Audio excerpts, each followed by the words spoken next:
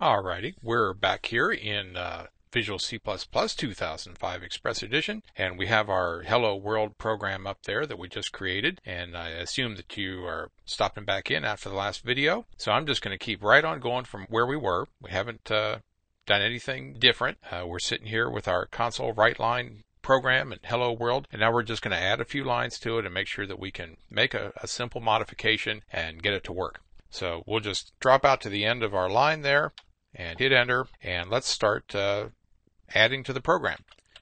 We're going to use this same class and same method out of it, and that's 2 colons defines the separation between the class and the method from the class. Now notice with I think they call it IntelliType, something like that. I'm sure there's some great marketing word for it.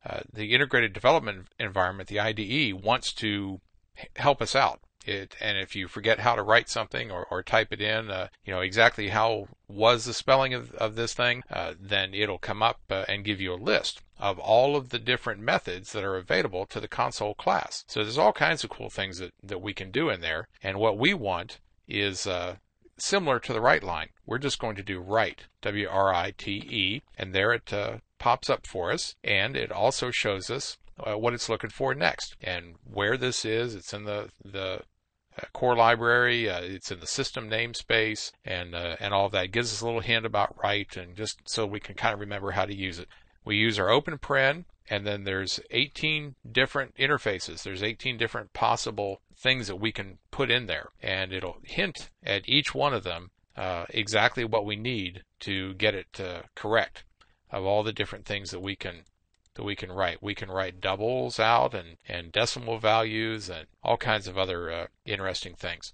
All we want to do is put another piece of text though, and we'll use this indicator, and then we'll say my name is and a space, and then we'll close that and close the paren and the semicolon, and it fixes it right up for us. Now notice the difference between console write and console write line. Write line will put a new line, carriage return, after the phrase, and write does not. So there, my name is, and it's going to leave a blank, and we'll come down to the next line, and we'll start console and 2 colons. Now notice that. Isn't that interesting? We don't have a drop-down list of all the interfaces. Well, you know why? Because we have typoed. See the beginning of console? And I knew that. I wanted you to see what happens. I don't have a capital C there. So if I back up and fix that, that's kind of an easy indicator to me that I've messed that up a little bit. If you don't get the completion, the auto typing that you think you should be getting, take a look at the line before you finish it off. You've probably fat fingered something in there. So now we put console and the 2 colons, and there's our familiar list. Okay, that's what we're looking for. Now we can finish with a write line so that we get a nice carriage return and an L and your double quotes. I'll put my name in there. I assume or expect you to put your name in there, not mine. And we'll put a semicolon out at the end of it. Now that looks like a nice simple addition to our program. Let's go up here to debug, and we will start without debugging because we want to see our wonderful handiwork here. And there you go.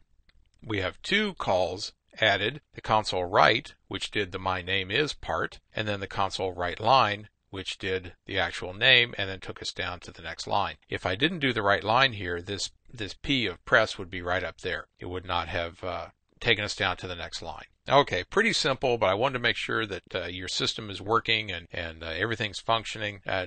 Notice the green lines. It says all of that has been saved or has been compiled once anyway. If we do a save selected items, it wants to make sure where we're gonna put this. Oh, I'm sorry, it's got the wrong focus. It's in the output build window. See, my focus is down here. That's not where I wanted it because that's where it was from when we compiled. And if you do a save from there, it wants to save this text down here, just so you know what it just tried to do. But it's an easy way to save this output if you have a bunch of errors or a bunch of different warnings and you want to go through them on paper one by one. You can save it off and print it or do something like that. Let me put the focus back up here where I wanted it to be. When my focus is in the code, I'll save hello world. See, it's even prompting me, save hello world CPP. So there, that's tucked away, and we can save the whole project as well with that. So that's our changes, and everything is working the way we expect it to. So if it did it the same thing on yours, good job. Let's move on to our next chapter.